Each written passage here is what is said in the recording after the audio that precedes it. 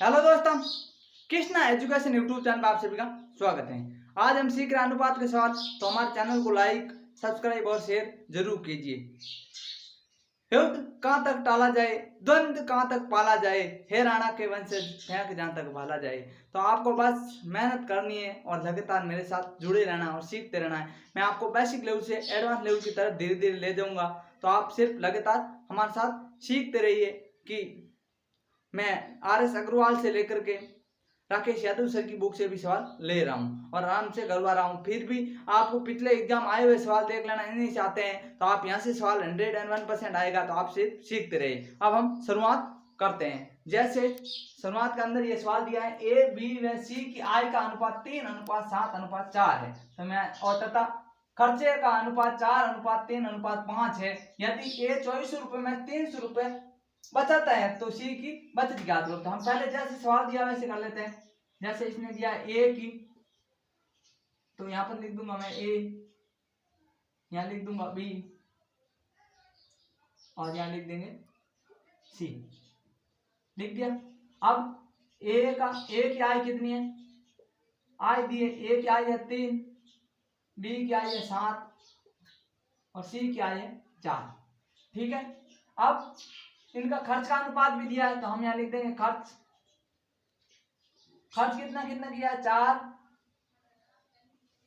खर्च यहाँ लिख देते हैं हम, जैसे खर्च क्या है इन्होंने 4:3:5 में। ठीक है, ये इन्होंने खर्च किया है। अब इन्होंने बोला है यदि A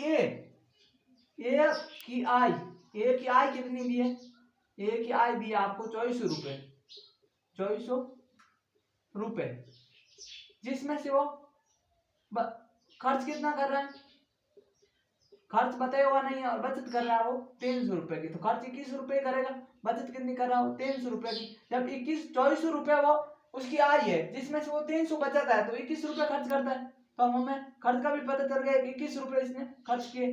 अब 21 रुपए खर्च किए, तो अब A की आय कितनी है 2400 रुपए, और हमारे हिसाब से कितनी है, A की आय है 2400 रुपए, हमारे हिसाब से 3 है। तो आप 800 हो गया, A की वैल्यू 8 दिया 24 है ना, 800 A की वैल्यू। तो हमें C की याद करनी है, तो C का गुणा 800 बराबर 800-3200, यानी कि C की आय कितनी हो गई 32 रुपए। अब C की हमें तो बचत याद करनी है, C की आय तो 32 रुपए है। अब इसी तरह खर्च, A का खर्च यहाँ पर कितना दिया है 21 रुपए, यहाँ पर 21, हमारे साथ 4 रुपए A का खर्च, तो 21 वैल्यू 4 रुपए। तो अब गुणा कितना गुणा हो जाएगा 5 चौक 20, ऐसे का 1 4 2 8 और 5 4 2 8 और 5 चौक 20, 525 रुपए का। इसी तरह अब इन्हीं का भी कर ले गुणा हम 525,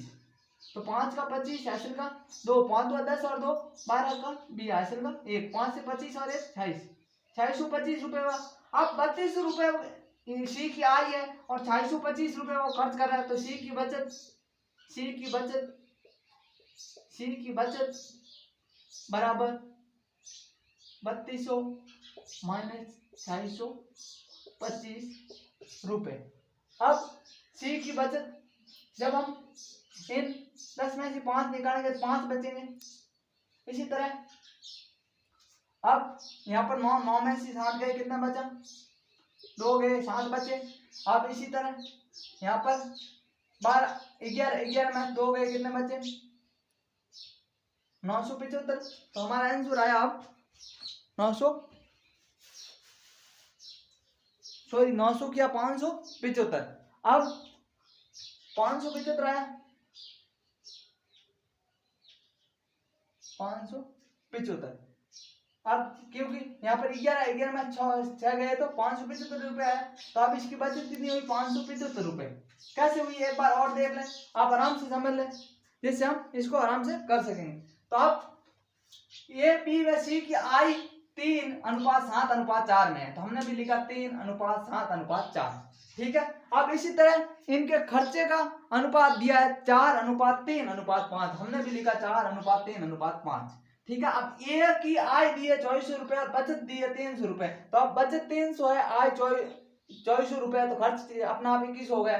अब तो हमारे साथ ए की आय 3 है, वो बोल रहा है 2400, तो अब 3 की वैल्यू 2400, तो ए की वैल्यू 800, तो हमें सी की ज्ञात करनी है, तो 8 चौक 32 रुपए हो गई सी की आय। इसी तरह सी का ए का खर्च कितना है 4 है और वो बोल रहा है 2100, तो 4 की वैल्यू 2100 यानी ए की वैल्यू 525 रुपए, तो अब सी के 5 है तो 5 गुणा 525 यानी 625 रुपए हो गए। तो अब 32 रुपए सी कमाता है, 625 खर्च करता है, तो सी की बचत कितनी हो जाएगी 575 रुपए सी की बचत हो गई। तो अब इस सवाल को समझ लिया होगा, हम अगले सवाल में चलते हैं। अगला सवाल क्या दिया हुआ है। अब दोस्तों अगला सवाल दिया है, बहुत ही अच्छा और खूबसूरत सवाल है कि ए बी व सी की आय का अनुपात 3:7:4 है। तो अब हम इस सवाल को करेंगे, जैसे ए बी और सी, आय का अनुपात कितना है, आय का अनुपात है 3:4:7। इसी तरह इनके खर्च का अनुपात है, खर्च का अनुपात है 4:3:5। यही बोला एबीसी की आय का अनुपात 3:4 तथा खर्च का अनुपात 4:3:5 है। यदि ए अपनी आय का 14.2/7% बचत तो उनकी बचत का अनुपात ज्ञात करो। तो अब अपनी आय का 14.2/7% बचत है, तो इसकी फ्रैक्शन वैल्यू होती है, आपको मैंने पहले ही बताया, फिर भी मैं इसकी फ्रैक्शन वैल्यू होती है 1/7। तो अब 14/1/7% बराबर फ्रैक्शन वैल्यू हुई 1/7। अब अपनी आय का यानी नीचे वाली आय है, तो इसकी आय कितनी है 7 है और इसका खर्च कितना है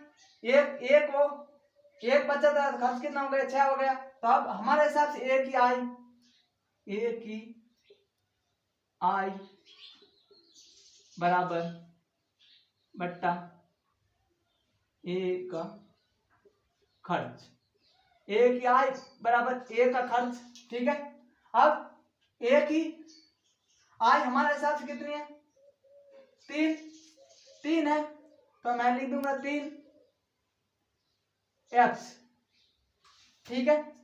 3 है तो हमने 3x मान लिया।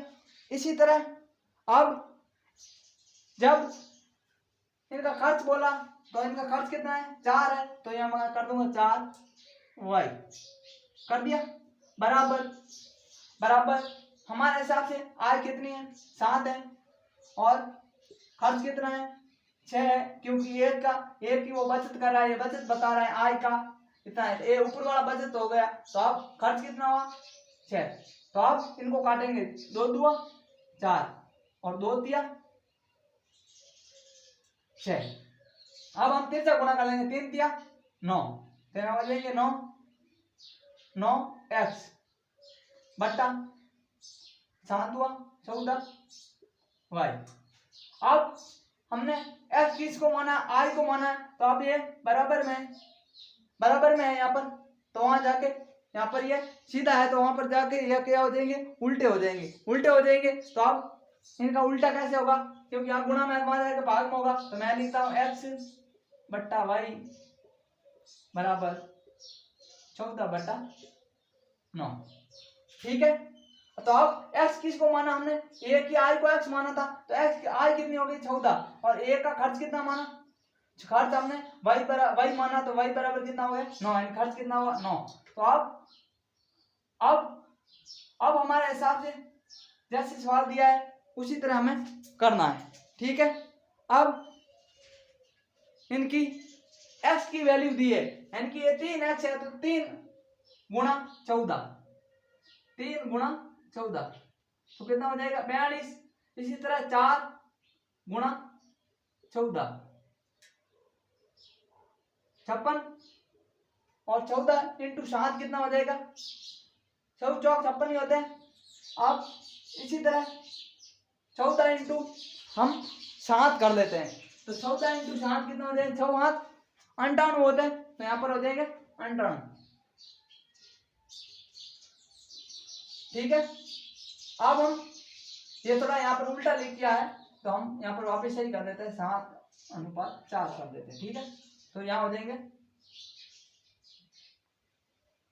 14 इंटू 7 58 और चौक चौक 56 यहाँ हो जाएगी 56, क्योंकि हमने यहाँ थोड़ा अलग कर दिया तो उससे कोई फर्क नहीं पड़ेगा, क्योंकि वैल्यू तो वो की वो आएगी, मगर सी की वैल्यू बी वजह से उल्टा आ जाएगा। अब इसी तरह खर्च का अनुपात नम चौक 36 नमतिया 27 गुणा पानम 45। अब इनका खर्च का अनुपात कितना है 36 27 और अब तो इनकी बचत क्या करना, तो मैं लिखता हूँ बचत बराबर 42 में से 36 खर्च कर दिया तो बचत कितनी हुई 6 की अनुपात। अब 58 में 27 खर्च कर दिए तो 1 और 7 71 और 56 में से 45 खर्च कर दिए तो 11, यानी कि हमारा आंसर आया 6 71 6 अनुपात 71 अनुपात 11। अब कैसे क्या एक बार आप आराम से समझ ले, अब इसको आराम से समझोगे तो आपको पूरा समझ में आ जाएगा। देखो ए बी सी की आई का अनुपात दिया 3 अनुपात 7 अनुपात 4, तो हमने भी 3 अनुपात 7 अनुपात 4 कर दिया। अब बी का खर्च कितना दिया है एबीसी का 4 अनुपात 3 अनुपात 5, ये सवाल में दिया हुआ है। अब इनकी ये बोल रहा आई का 14 से 2/7% बचत है, 14 से 2/7 यानी 7 आई है, उसमें से 1 बचत है, खर्च कितना कर रहा है 6 खर्च कर रहा है।